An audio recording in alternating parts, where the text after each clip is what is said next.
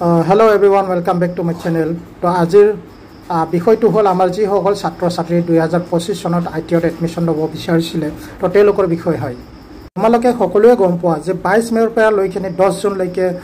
তোমালোকৰ ৰেজিষ্ট্ৰেচন হৈছিলে আৰু লগতে 22 মেৰ পৰা লৈকিনে 11 জুন লৈকে তোমালোকৰ ভেৰিফিকেশন হৈছিলে আৰু তাৰ লগতে যি সকল ষ্টুডেন্টৰ ভেৰিফিকেশন হৈছিলে তেওঁলোকৰ ৰেংক জেনাৰেট হৈছিলে 13 জুন 2025 চনত তাৰপিছত নেক্সটৰ আছিলে তোমালোকৰ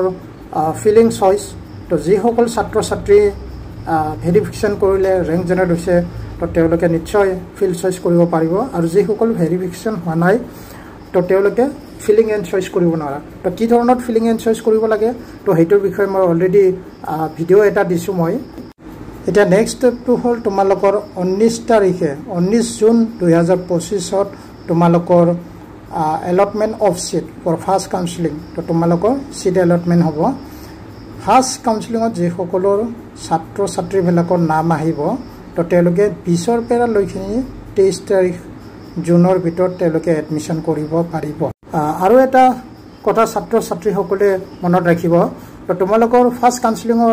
এডমিশনৰ ডেট দিছে 20 ৰ পৰা লৈনি 23 তাৰিখৰ ভিতৰত তো এই তাৰিখৰ ভিতৰত যদি তোমালোকে এডমিশন লবলৈ নযোৱা হেখন আইটিআইত তো তোমালোকে আৰু নেক্সট এডমিশনটো নাপাবা তোমালোকে মানে এইটো বছৰৰ কাৰণে তোমালোকে এডমিশনৰ সময়সীমা হেইটোৱে হৈ যাব তোমালোকৰ যদি ভিডিওটো ভাল লাগিছে তো চেনেলটো সাবস্ক্ৰাইব কৰা ফলো কৰা যাতে তোমালোকে এই অনলাইন প্ৰক্ৰিয়াটো কেনেকা কি ধৰণত কৰিব লাগে তো তোমালোকৰ এডমিশন প্ৰক্ৰিয়া লাষ্ট লৈকে কি ধৰণত কৰি থাকিব লাগে হেইটোৰ বিষয়ে মই নিশ্চয় আপডেট দি থাকিম তো আজিৰ মোৰ ভিডিওটো ইমানখিনিতে সমাপ্ত কৰিলো থ্যাংক ইউ